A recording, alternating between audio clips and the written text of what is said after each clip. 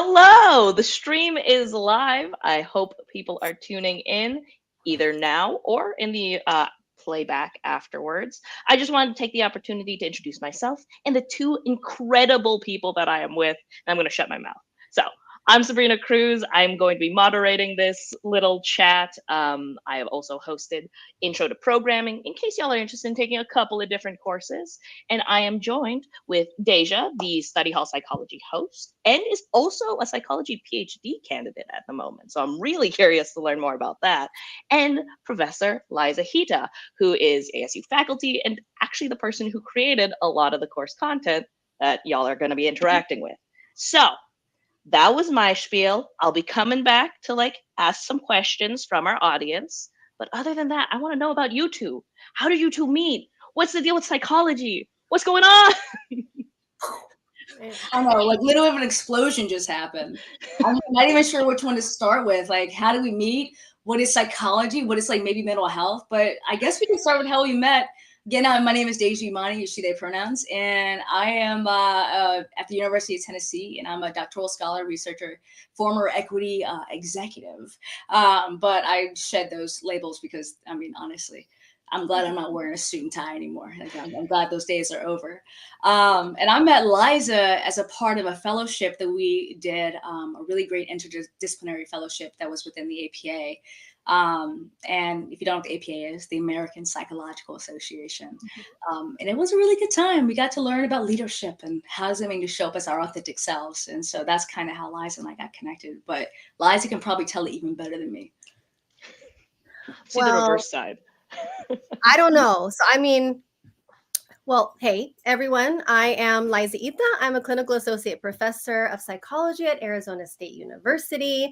And I created this course that hopefully you will absolutely enjoy. So I also want to give Deja a lot of credit for being just this incredible academic, activist, artist, like all of the things. So I think that's really important to know that people who are in psychology are really well-rounded with multiple interests. And just like what Deja is studying, I have a PhD in counseling psychology. I have a master's degree in counseling. So even before I was at the university teaching classes that I love, I was a therapist. I was a clinician working in community mental health. And I absolutely love that, feel very passionately about that as well. Maybe we'll talk a little bit about my research in a little bit. But like Deja also said, we were part of this Leadership Development Institute fellowship, and part of how psychology even functions is that people do a lot of professional service with the American Psychological Association to ensure that you have great programs out there that will train you.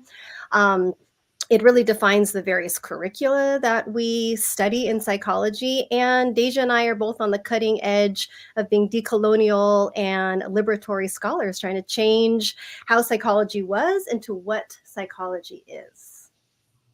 That's beautiful. I'd love to ask a question about that, because for me, what psychology was, this is what I think of, Frasier Crane, right? Just from the TV show Frasier. What was psychology, and what can it be, and what are you making it become?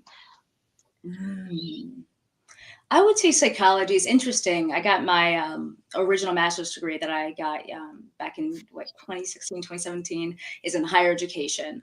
And so the way I liken psychology is there's so many different ways you can define it depending on your modality. And the reason I bring up my higher education background is the field of counseling psychology in particular. Some people think it's the same thing as clinical, but weirdly enough, psychology kind of, at least the subfields have originated in so many different settings. So counseling psych came from a lot of VA settings and student counseling settings, right?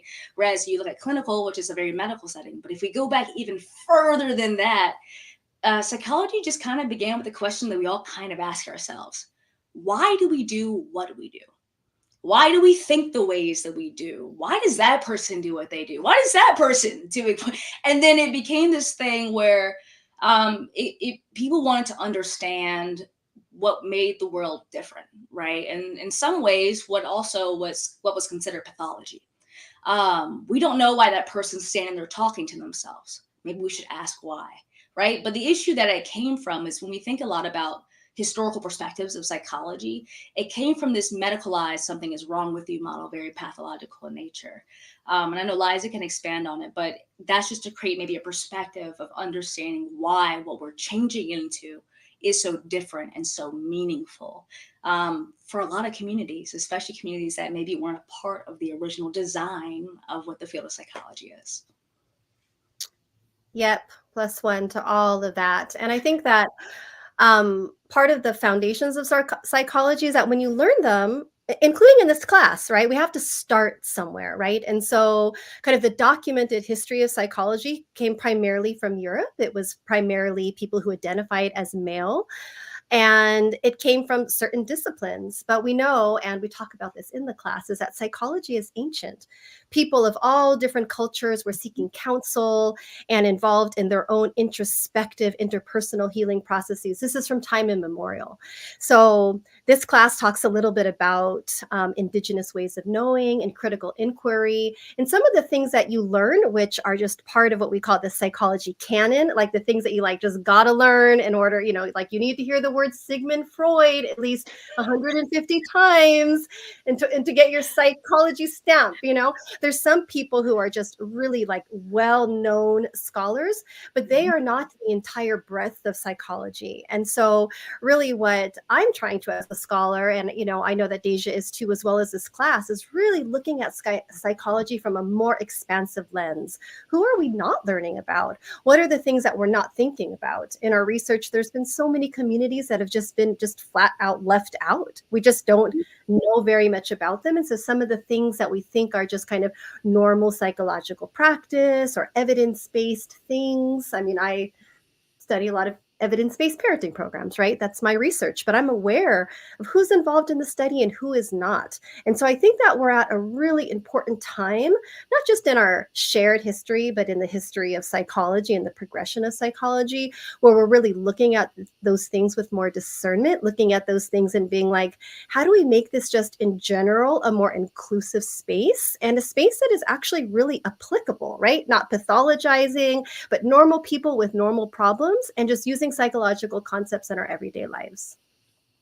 Yeah, that is really incredible to hear because from the way that the two of you described it, psychology really does seem to come from this place of empathy, which I think it's like, that's kind of mind blowing to me. I'm not going to lie. And Jason Park brings up this question where he's an AP psych teacher. And it seems like this psych course is laid out similarly to the new AP psych curriculum for the year.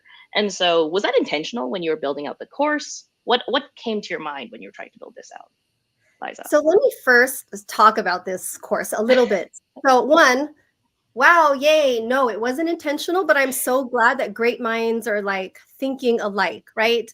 And also, I mean, wow. Shout out to all psychology teachers, K through 12, AP psychology, because like y'all are just all about student focus. So the fact that like this class looks like what you do, I'm honored. So, but in general, you know, I created this class because when I first started to go to college, I actually came in through the community college system. I wasn't sure, hey, am I going to go to college? Am I going to be a scholar? Am I going to be a professional? I just didn't know. And so some of my like very first experiences in college sent me some pretty explicit messages. Like some were like, I belong here, and some were like, I don't belong here, right? Some things were like, oh, I really like this. And other things were, wow, this is really challenging. And so, you know, I had some really wonderful professors early on that engaged me in content that really spoke to me. I also saw many classes where I'm like, I don't see myself represented in this curriculum. I don't see my community. I don't see my experiences. Sometimes I don't even see my gender. And so when I became a professor, I'm like, I want to do things differently. I also had an amazing amount of incredible interdisciplinary scholars that I gleaned from. And one in particular named Bell Hooks writes a lot about progressive education. She's an amazing scholar, rest in peace. And she said, lived experience gives you content authority. Like what you experience is important. And sometimes I would go through classes and I'm like, I'm just learning, enriching knowledge, but I'm not feeling like what I know, my knowledge as a young person, that's not important here. There's nowhere for me to kind of represent myself in here. In fact, sometimes I felt even silenced. And I wanted students in my classes to feel like, hey, your lived experience is important. Like, yes, I'm a professor. Yes, you're learning stuff, but we're also mutually teaching each other that the experiences that we have in our day-to-day lives, that they mean something. They mean something to your peers, and they mean something to the faculty that are involved in you. So in this class, we do this, what I think is a pretty cool project. Students seem to like it a lot. And is a goal setting project. So I know that like AP Psych and a lot of these classes, you go over the basic tenets, right? We talk about these domains of psychology. Everybody's got to learn them, and you should learn have psychological literacy, right? Like know the words, know the scholars. We got to do that. But I also think that students should learn basic life skills and be able to utilize psychological principles in their life immediately. So in this class, in this goal setting project, students take the concepts they learn every single week. That can be biophysiological, it could be about the brain, it can be about sensation and perception, it can be about social psychology and the psychology of groups. But you're going to utilize that and apply it to what we call a behavior modification plan. All students, people in general, right? They need some basic life skills, particularly early on in your academic career, or probably even your own mom or something, right? Like time management, right? An exercise plan, drinking enough water, the basics, right? Like You've basic just listed the hardest things in my life right now. So Sabrina, guess I gotta join take my a- class. Join my class, right? Because you get Got it. credit for making your own goal setting plan. You get credit. That's the whole thing. Is like, oh, how can I integrate these in to creating goals, incentive driven goals? How do we track that, have a level of accountability? How do I assess my barriers? And then you learn, why is my brain doing this? Like, I say I'm going to exercise every day. Why don't I do it? Right? So this class is like, all right, let's explore that and let's apply it to you. They also do That's some so fun exciting. projects about learning about memory. You ever see that picture on social media and you're like, oh, I was there, I remember this. And your friend's like, that is not what happened. And so we do a Our project, memories are so tricky. right? Yeah. And just some other And cool things where people can learn things about themselves. those all sound so exciting. And Deja, as somebody who's like a little bit earlier in their career Mhm. compared to Liza, I'm curious to know if you're still experiencing these same kind of restrictions and kind of a void there that you're interested in filling. I just want to hear about your experience. 100%. So you can probably tell by looking at me that I'm Black, right? But I'm also considered Native American. I'm also someone who has chronic illness, and I'm also neurodivergent. So, I'm a mixed pot, I enjoy it. It's very nice. But the challenge sometimes when you hold so many multiple marginalized identities, similar to what Liza said, is you don't oftentimes see aspects of your experience within curricula, within some of these skills that we're learning. For instance, I'll speak about being neurodivergent. There is a massive growing community of neurodivergent people because of how TikTok has made information accessible. Now, not everybody, let's be clear, not everybody just feel like, oh my God, I also procrastinate. That means I have ADHD. No, honey, no. These are two different things, right? Despite them being similar experiences. But what ends up happening is, for instance, I'm in my curriculum now. I'm almost done with all of my coursework. I'm about to launch into my dissertation. And at the tail end of my coursework, I'm noticing, wow, there's really not a lot of information about neurodivergence. We don't learn a lot about how folks with autism show up in spaces or folks with ADHD show up in spaces. How could the way they show up be different based upon gender? Because our current understanding of both autism and ADHD is actually pretty much all normalized on white young men.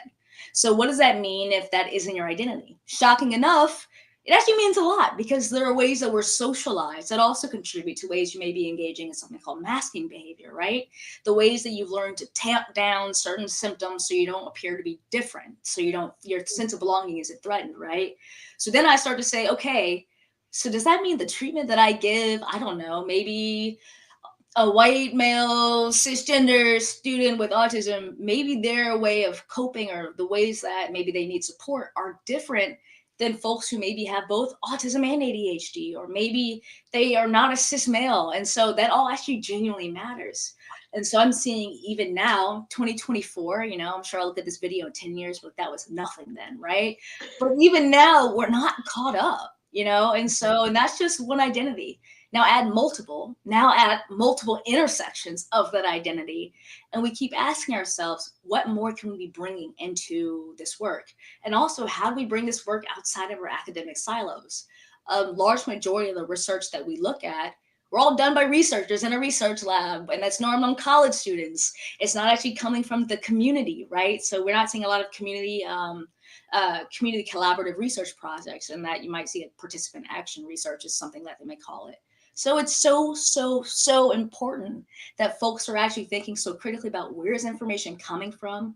What do we accept as knowledge? Does it always apply? Can it be generalized? When can't it be generalized? There's so much to it. And thank you so much, Broke Hearted. I appreciate that. I'm telling you, counseling psychology is not a bad place. If you're interested, we could use. If you're interested, you can always join us. It's a party. Probably. But also because we just feel so deeply. Oh, it's amazing. Yeah. And I want to take something that you mentioned about like taking these lessons out of the lab and like really seeing how it applies in the rest of the world, because I wonder, do you think that people need to study psychology in order to benefit from Intro to Psychology? Or do you think it can apply to other sorts of majors and just people living different lives? I think either one of you can take show up everywhere, anywhere, right? Like, for instance, if you can't tell by the instruments, I'm in my music room in my house, right? I'm a musician, and psychology even shows up in my music, right? It's not just about, the research I do, or it doesn't necessarily mean about like the clients who sit across from me. I do couples therapy. I love couples therapy all day. I do individual therapy. But imagine getting to hear as a therapist stories of everyone's lives, right? I'm hearing about multiple worst days every day. Like, it can be kind of heavy, but my grandmother used to say, borrowed knowledge is better than bought. And the idea is you learn lessons from other people's experiences oftentimes. And so the way that translates for me as a musician is I use my understanding of psychology in the way that human hearts are affected by life, right? And I don't have to say, man, I wonder what it would be like to be Taylor Swift and to sit outside. No, I will actually, I know I've connected with that experience. And so when I'm writing a song, I'm like, I know the emotion and what I want folks to feel. I know the things that can evoke that feeling. I know sounds and the way like sound impacts, the brain. I know all these different things. I know about how tempo can even impact your ability for your heart to regulate. So if I want to create some excitement, I know how to do that with music. So that's like a really weird, random way I use my psychology as a musician, because I can make a catchy tune that I literally can get stuck in your head 100%. It's pretty cool. It's a promise. And I'll see you later. No, I'm just kidding. Liza, what about you? As somebody who's like from the academic setting as well, do you see a lot of people who have like approached this course who aren't necessarily interested in pursuing psychology long term? Oh, the majority of them. Yeah. I mean, I wasn't interested in pursuing psychology long term. I didn't major in psychology when I was an undergrad. That's wild.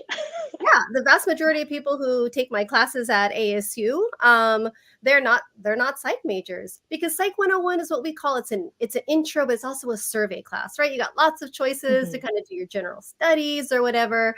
And so when people take Psych 101, they're learning about the study of human behavior, and pretty much everyone is involved with other humans, right? Like, even if you're a teenager, you're dealing with your mom, if you're in the workplace, you are dealing with your coworker. And so I think that psychology, and actually, like, we have a whole human development, kind of series in the episodes that Déja discusses. And I'm always like, how do people even survive teenagehood without knowing about human development. I'm a mom. I survived my teenagers. My kids are adults now. Yes, I did it. And I'm like, just kept telling myself, it's just a teenage brain, Liza. Like, just take a step back, breathe. That's the teenage brain talking to you right there. And so psychology just informs you about development biologically, social emotionally, mentally. So I think that if you are a curious person, because psychology also involves research, like how do we study people? How do we do that in an ethical way? Deja mentioned participatory action research. My research, I'm considered a community-based participatory researcher. Like, I don't use samples of convenience. Like, all of my community work is with community partners. I don't speak for them. I speak with them. So psychology really teaches people how to kind of get beyond the scientific method and to really engage in a very human-centered way. So yeah. That is a really good point. Yeah, interacting with coworkers, that could probably, all of those beefs can probably be a little bit calmer if everybody just like took a step back and tried to think about things with more empathy. Yeah. But you did mention something there about research and applications and all that stuff. And I wanted to actually bring up a question from the chat. Christopher McClurg asked, will the course cover the differences in research and clinical psychology? What is that difference? Well, the course has a whole section on research methods as well as critical inquiry, but we also have a whole episode on like what's the difference between counseling and psychology, right? People use these things interchangeably. Deja and I just happen to both be counseling psychology, well, being trained in counseling psychology. We both are counseling psychologists by training. But there are so many different types of psychology. There are social psychologists, there are cognitive psychologists, there are developmental psychologists. So we talk about that all in the class in different episodes. Oh, that's exciting, because I look forward to learning what the differences are, because I'm one of those people who do use all of these words interchangeably, and I probably look like a fool. Also, there's another question from the chat, and I think this would be interesting to hear from both of you. Random Luck asks, is a master's degree an unspoken requirement for a career related to psychology? Many people they know act like a bachelor's in psych is not worth much on its own, and I'd be interested to know what you two think about that. It's one of those degrees where it depends on what you want to do, right? So let's say I want to, I don't know, work in HR. HR, believe it or not, really well paying field. Like, I used to work in HR, right?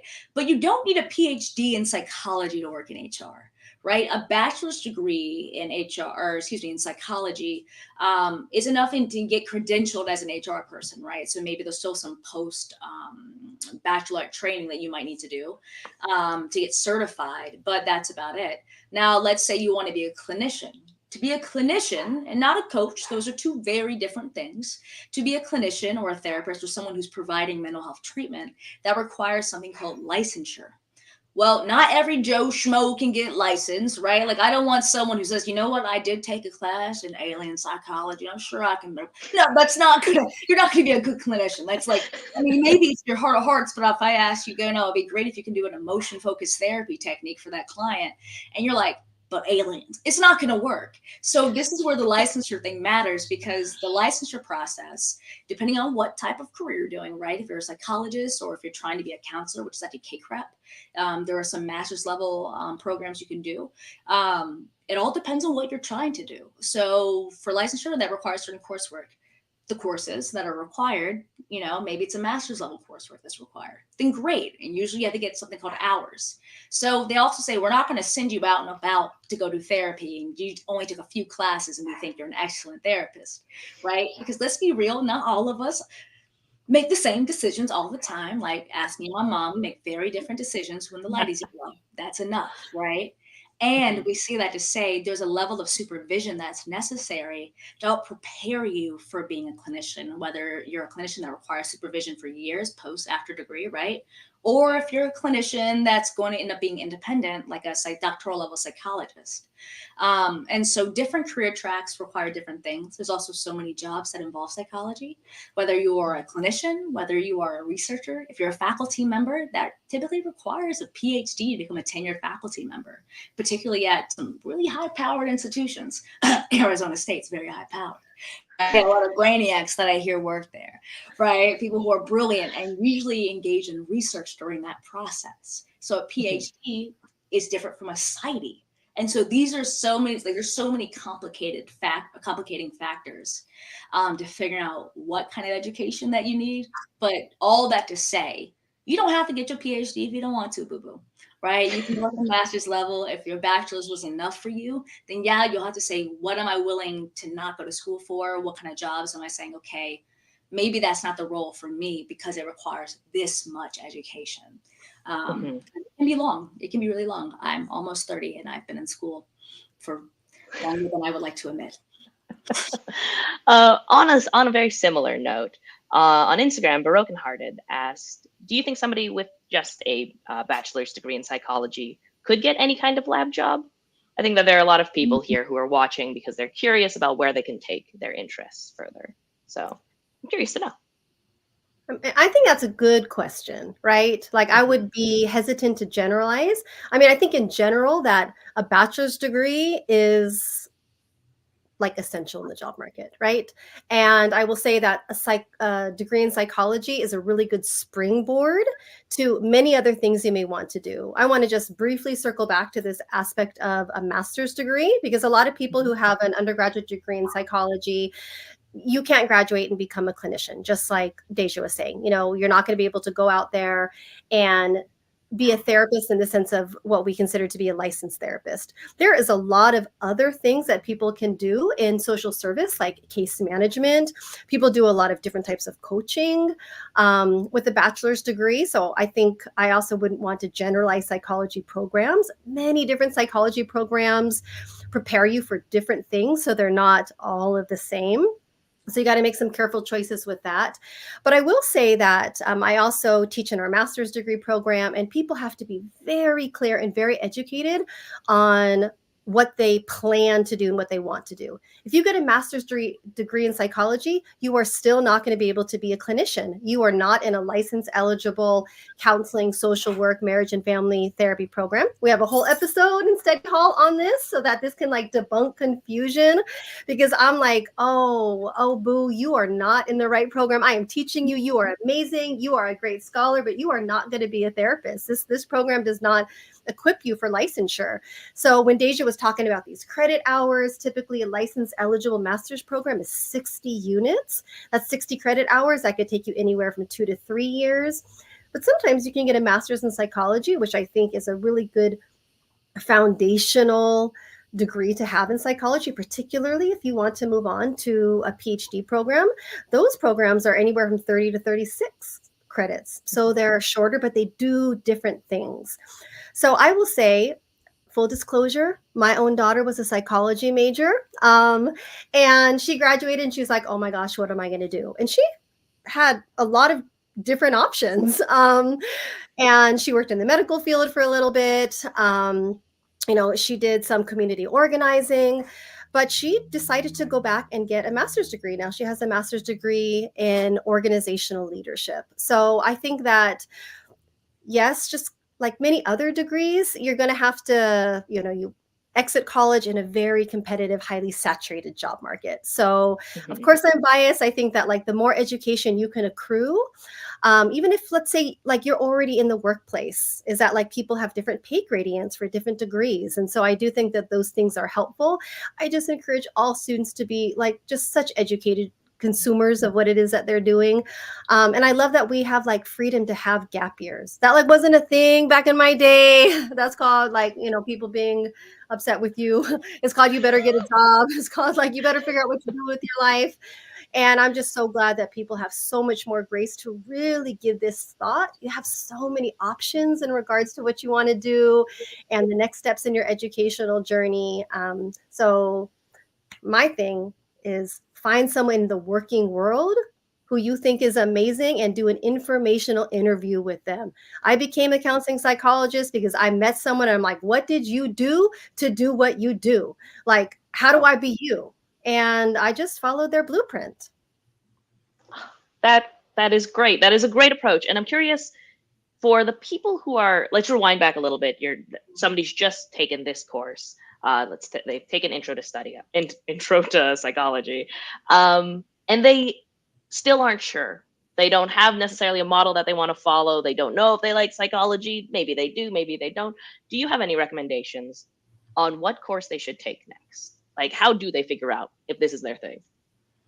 I honestly would say follow what Liza said. I don't even know if I would take a course. So similar, before I applied for my PhD, because there's another field of psychology called organizational psychology. And I was like, that looks kind of cool, because I used to really love understanding how the workplace is, because the majority of adults end up in the working force. And so that's a really interesting way to think about how can you really improve the lived experiences of different communities. And I did, I think, 26 different informational interviews all across psychology. I did virtual coffees with people. I saw people who were doing like weird stuff in the industry. I'm like, what? You can be a psychologist and work for a video game development company? What is that like? And use your understanding of psychology to help create like bigger and better characters who are more complex and actually like react in more human ways than just some, one silo. This is like the one note character, Mhm. I think of like those like just random characters who just their only purpose in movies is kind of to die. You're like, oh, you just wanted me to like you, so I learned grief. Great, right? But something a bit more deep. And so I would say it's not even a course you necessarily need, because a course isn't going to touch so many different types of psychology, right? One course isn't going to do that for you in a really thorough way that's going to inform someone to say, yeah, that's what I'm going to do till the day I die. I would say maybe go say, what are some things that already make you happy and bring you joy? Where does psychology show up in those spaces? What does that mean? How could you bring, and sometimes be bold and do something outside of the box? Like me, I'm building the psychology plan as I fly it. I have no clue what I want to do after my degree. For a while, I was like, I want to be a traditional faculty member. And then I did this, and I was like, wait, you could be an educator in this kind of way? This is more fun. Like, I'm just having a ball, right? And so I would say you just lean towards your joy and say, maybe where can I take my passion or interest in psychology, and how could it show up here? And then go meet the person who's doing it. Oh, that's so cool. Yeah, seeing it as just like a tool in the toolkit and where it can apply in your day-to-day life feels like also a less stressful, like, oh, I need to find the right course that's perfect for me, put all that pressure on it. Okay, this is going to be a big question, and it's from Isaac in the chat. And they ask, what are the major theoretical perspectives in psychology, and how do they differ in their explanations of human behavior? So I'm just asking a lot of y'all. Ooh. So I was staring at that in the chat, and I was like, okay, yeah. That's a big question, because there's actually not necessarily overarching theoretical perspectives on all of psychology, right? We have like domains of psychology, when we think about social psychology and developmental psychology and evolutionary and biological psychology. And I think that they explain, we talk about these various domains, maybe early on, maybe episode 1, maybe episode 2. And we talk about them as they're not necessarily in competition. Sometimes they're kind of scaffolded on each other, in the sense that people used to really kind of take a pathology model and study like the medicalization of human behavior, the deviance of human behavior. But they all look at psychology from a different lens, and they have different scholars that have contributed to that. Like, let's just take social psychology, for instance. So social psychology has been around for a long time. You could say maybe forever. It's really the study of humans in groups. And so when people are looking at things through a social psychology lens. They're looking at more of a macro, a big picture way. They're looking at environmental and ecological factors that influence human behavior. And so I think that's the main differences are one, how things are studied, right? Like I have some colleagues and I love this, that they're cognitive psychologists and they're like just, electrodes, I have people who are studying cortisol and spit. And I'm never touching like anybody's body. I'm not like no fluids, no blood, like that is like not what I do. But some psychologists do that, right? And so I think that there are even like, let's just say within developmental psychology or human development, there are so many different theories nested within that. Same with, biological psychology, so many theories nested within that. So I think somewhere in the episodes we talk about that, like each one of these domains, we're not necessarily calling them theoretical perspectives. In each one of these domains, people get their whole PhDs in like a slice of one of those domains. So, in Psych 101, this is just a total overview of as much as we could fit in 30, like 10 to 12 minute episodes, right? Like the highlights of psychology. We're also hoping that students will come away from these different episodes thinking like, this really resonates with me the most. Like this, like I get this. Like this is how I think that humans function. Some of it too, like in a clinical or counseling perspective, is that we have theoretical perspectives on how people change, right? That's how we're taught as counselors. I have a master's degree in counseling, and that's what you're asked. Like, what's your theoretical orientation? How do I believe people change? And that will define what kind of therapist you are, the kind of eclectic tools that you have in your toolbox. So I'm not trying to skirt the question. I know I didn't answer it directly. Maybe Deja has a more, like direct answer to that. But I just think it's complex, nuanced.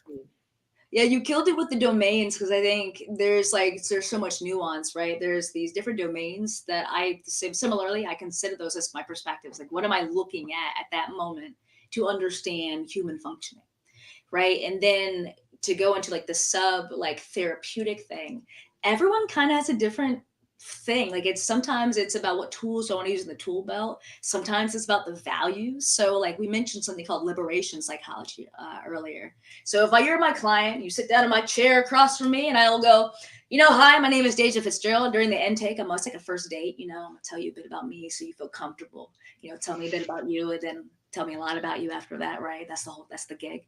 But I might say, my name is Déja, and I tend to use what's called, I'll say a liberatory, multicultural, like might not say the whole thing, but liberatory, multicultural, feminist approach that uses a lot of psychodynamic and DBT or dialectical behavior therapy elements. And I'll break the whole thing down for them as much as they want to, right? And so I said the core of it is, I believe that we show up as our authentic selves. And the best way we get to healing is to get closer to our authentic selves. And how do we understand how systems, and whether it's institutions or, the state or policies, things that have not always been built for us or for different communities or different identities, how do we understand how maybe they contribute to parts of your experience? How do your relationships, maybe some of the things you went through in your early life, like psychodynamic, it's kind of like, so what happened when you were 4 years old and you licked that lollipop and now you have a phobia of lollipop? It's similar to that, right? I want to kind of know what happened early on in your life that could have taught you some patterns that maybe got you through then, but they're considered maladaptive or get in your way of the goal that you're looking for right now. And we say, how can we change that then pattern, right? And then everything else is just centering in, let's have an honest conversation. Like, tell me what you need. I'll say, hey, how's therapy going for you this week? And I'll check in. And that's part of my orientation with being person-centered. I'm not the master in the podium kind of thing. But there are other kinds of therapists who may use different theoretical orientations where there is a bit more hierarchy. Or maybe it's not really about your early lived experiences. It's actually about your cognition. Literally, what thoughts are you putting in your head? And how does that shape your emotions? So there's so many different kinds, and all of them look at human behavior, human functioning differently in health service spaces. So there's a lot of nuance there. So big question, bigger answers. But I'm hoping we gave you some clues that you can look into now. I think both of y'all nailed answering what was a very tricky question. Psychology is about people, and people are beautifully Yes. complex. Okay, did I pass my comps? Was that my You comp? did. Oh my Here's a God. gold star for you. What about me? Oh, sorry. You get 2 gold stars because I was late. It's Yeah. with interest now. Okay, yeah. There we go. Yeah. I'm okay with this. While you were talking about that therapeutic setting, I Mhm. wanted to bring up a question from Lily Morrow, who was asking if it's as distressing as some people say to work with children or any patient in a therapy setting. How mentally strong does one have to be to work in that kind of field? Yes. Well, you know what? I have a quote in my mind from an amazing mentor that I had in my master's program. And she said, your mental health is your tool. Like, let's say a carpenter, they use their hands, a surgeon use their hands. Like, I'm sure other people use other parts of their body, to do other things. But for a therapist, a clinician, your mental health, not just your brain, right? Because we've been talking about psychology as kind of like an intellectual discipline. Counseling, your mental health is very important. And so I think that, when I was a master's degree student, in the counseling program, like we were in therapy. We did therapy with each other. We did our own therapy on our own. We did therapy with community members. We were engaged in so many interpersonal processes to give you good boundaries, but also to ensure that you're taking care of yourself. Not all master's programs or PhD programs prioritize that. I was glad that my foundational clinical training experiences were in a program that really emphasize that, and that people said things like that, like your mental health is just as important as anybody that you will work with. So there are many things depending on who you are and who you're working with. I work with folks not just in psychology and counseling, but across fields that are dealing with racial battle fatigue, that are dealing with vicarious trauma. Like, we're working in our community, seeing other people that we relate to and resonate with experience traumatic things on a day-to-day basis that are compounded in sometimes very complex ways. So how do we take care of that? I never say that those things don't exist. I assume that they do exist and that people will experience those. And that because I know about the brain and I know about counseling and I know about therapy, that we're also amazingly resilient, that you can experience things and still manage them well in professional settings. That comes from having a good supervisor. It comes from having good colleagues. As we mentioned, Deja and I, we know each other. We're part of networks that can lean on each other and ask, hey, I'm going through this. I'm exhausted.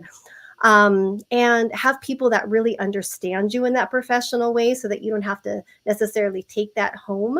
I had an amazing early clinical mentor too that did these visualization exercises with me about leaving the client's stuff in the doorway. I used to do at-home counseling with people. And so I learned these different techniques to manage it. But I will say that, like, in different phases of your life, different things are harder. When my kids were little and I was working with families that were dealing with pretty severe issues with their young children, I found that pretty hard. So I think that doing a simultaneous process of ensuring that you're taking care of yourself, if that's your own counseling, if that's your faith-based community, if that's exercise, if it's the mountains, whatever it is, as well as ensuring that you have good training, good support, good supervision. That's our job. We work with hard stuff. And a lot of people do it really well. Yeah. The only thing I'll add is self-awareness is so key in that. Sometimes we talked about like lived experiences before. You also need to know where your hard boundaries are. If you have a really deep trauma associated with a certain type of issue, maybe that's not the issue that you feel comfortable working with, right? I know, for instance, during 2020 when Black Lives Matter was going on, well, right, I have a shared identity.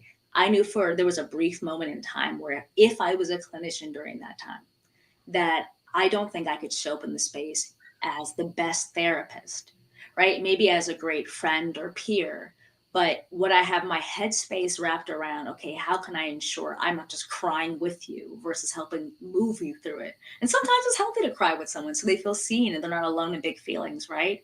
And there's a level of self-awareness that I do think it's important that everyone cultivates, to say, what do I have my capacity for? How can I give myself grace right now? How can I make sure my clients are seeing her value and they're getting the best out of me? Or at least the best they have to offer that day. Maybe you can only offer 60%. Okay, are you giving them 60%? No, 55, say some for yourself, right? But that's the idea. It's the idea is the best you have. But so much of that comes from self-awareness as well. Yeah, I think that those are two really important things: to know yourself and to also be able to find people who you could turn to. Like that's just part of living, I guess. We got one last question from Xander in the chat, and it's: do you think psychology should be taught to younger kids in elementary or middle school? What subjects do you think would be touched on or should be touched on?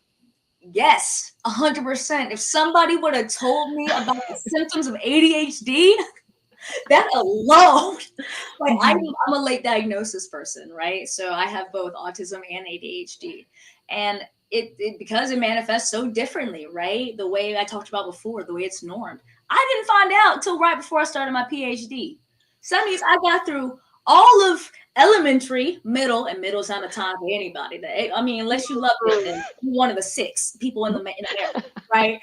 But then high school, then I got through undergraduate, a master's with none of the tools and techniques that I now have. Imagine if I would have known this earlier, or imagine if I would have been able to ask my parents for help because I thought something was different that was going on, right? There's so many things that it's difficult to say that you can suffer from knowledge. So the very knowledge about the experiences that you could be going through, that your friends are going through. Even there's a class I took in undergrad that was my abnormal psychology class, where it went over different psychological conditions, right? But it was a mental health first aid class. So it was cool because I got to figure out, how do you show up when maybe someone's anxious or having a panic attack, or what is mania and psychosis? How do you help calm someone down from that? Imagine having friends who understood good mental health when you were in middle school, that you understood good mental health. Now just ask yourself, how would that have changed so much of your experience if you already knew all of that young? Yeah. Well, the very cool thing is that even though this is study hall intro to psych is it's for college credit, the YouTube videos that you're hosting, that series is going to be available for anyone to watch, and it'll be a great tool for anyone of any age. I'll watch it. I'm so excited. But I think that is all of our questions, and I just wanted to give both of y'all a platform. If there's anything else y'all wanted to say or whatever, the time is yours. That was a terrible throw because I just threw it to 2 people at once. Liza, you first. Okay, I got it. All right. Or whatever. Maybe it's like a lacrosse. I don't know what we're throwing and catching and stuff. Well, one, I just want to thank Study Hall, YouTube, ASU for the amazing team that went into every single video, right? And so, I've been a professor for like 13 years in what we call like mid-career. So not a little bit of time, but not a lot of time. And I loved we're just not doing this. We're not like having a bunch of like incredible people come together, subject matter experts from all over the place, doing different things and doing them in a creative, really engaging way. So it's just been such incredible experience to be part of Study Hall and to teach students from that team teaching perspective, where we have like this amazing host, and we had script writers, and we had instructional designers, and we had faculty, and all of these people came together to do things in such an artistic way with so much sensitivity and so much responsiveness to all the cultural nuances. And so I feel really great about it. So thank you, Déja, for being part of this, and Sabrina. I hope that this is where education is going, so that educators like myself too don't feel like in a silo and responsible for everything, and that students don't look up to just one person, that they know that like many people are invested in their education. Déja? First, co-sign everything Liza said, right? Like, genuinely, the team that it takes a village, right? But the village that we had, there was not one single village member that I could be like, are you sure this is the right village, right? Like, it was this beautiful experience. And on top of that, I would say the tip I'll give, not, to say something a bit different, but don't be afraid to try something new, right? If that's anything that this experience, because this is a brand new thing, like nationwide, this is a brand new way of providing higher education in such a digestible, approachable, accessible format, like, even affordable format, right? But it's also this thing of, when you're willing to go outside the box, you never know what you're going to find on the other end. And so for me, what I found through the gracious people who helped create this, I didn't know that this was my thing. Like, seriously, I never knew that this was my thing. And so even from doing this, my brain just goes, how do I create more? How do we support? And next thing you know, we're building a something bigger and beautiful, and more people can reach it. And that's just one idea. And so if you're someone who's going to become a psychologist, I encourage you to think about, what are the things that make me shine? What are my superpowers? Where don't I see it in the field? And go put it in the field. Do it. Build it. Do something new. Everything else is boring. You know what I mean? Go remix something. And so I just encourage you, don't be afraid. Just try something different. And sometimes you can find something brand new that's perfect for you by just looking at yourself and seeing what brings me joy. So if you haven't done that yet, I encourage you, look inward, take a second, go look at some trees, breathe, I don't know, touch some grass, right? And figure out what makes you happy and well, and then start from there. And then also click the link in the description to learn more about Study Hall Intro to Psych. Everything you said was amazing, Déja. Thanks to the both of you for being here. Thank you to the audience for watching. Y'all were all amazing. I think we're heading out now.